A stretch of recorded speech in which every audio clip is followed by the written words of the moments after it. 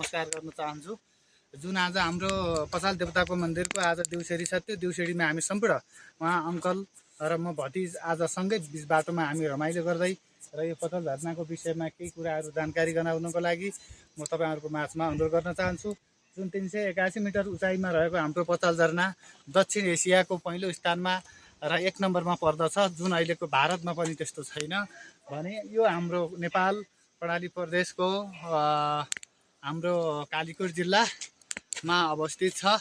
उहाँ तपाईँहरू देख्न सक्नुहुन्छ, हाम्रो सिधा पछाडि छ। त्यो अहिले एकदम चाहिँ विकासको योजनामा पहुँचमा अलि पछाडि परेको छ। राज्यले हेर्ने दृष्टिकोणमा अलि पछि परेको देखिन्छ।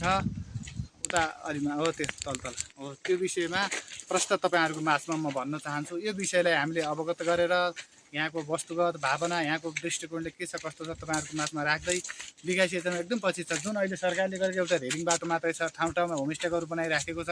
त्यसलाई सदुपयोग गर्नका निमित्त जुन हाम्रो कर्णाली नदीमा बन्ने एउटा पुल छ, त्यो पुललाई विशेष गरी जोरदार माग गर्न चाहन्छु। त्यो पुल बन्ने बित्तिकै यहाँ आउने पर्यटकहरू सिधै यहाँ आएर मजाले रोमाञ्चक लिन सक्नुहुन्छ, गर्न चाहनुहुन्छ। त्यो विषयको लागि म अनुरोध गरेँ र यो जात्रा यहीँ नजिकै एउटा हाम्रो चाहिँ मन्दिर छ पताल देवताको, त्यो मन्दिरको पूजामा पनि हामी आएका छौँ र यहाँ आउने दर्शकहरूले यहाँ पताल झरनाको अगाडि चाहिँ मजाले मनोरञ्जन लिने र त्यो उताको छेउछाउ त्यहाँ ठाउँमा मजाले स्नान गर्ने ठाउँ छ, त्यहाँ अहिले स्नान गर्न जानुहुन्छ।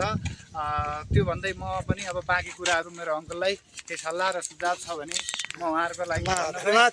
जुन आज